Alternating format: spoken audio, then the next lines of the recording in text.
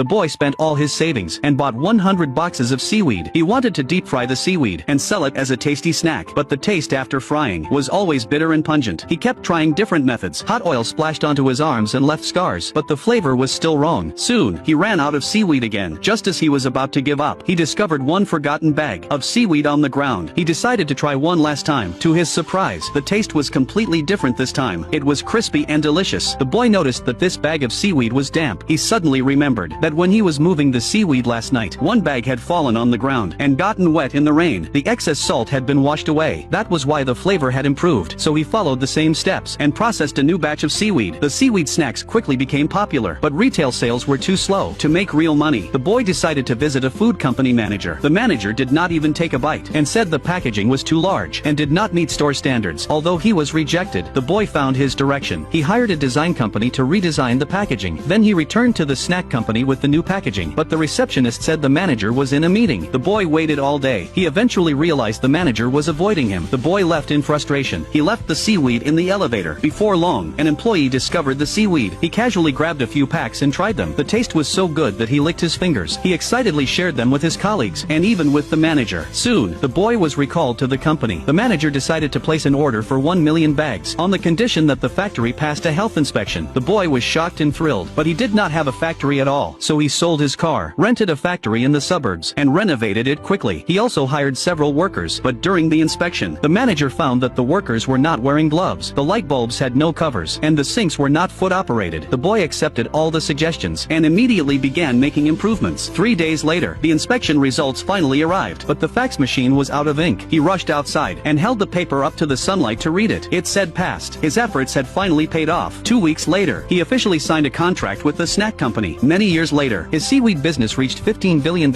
in sales and even owned its own seaweed farms.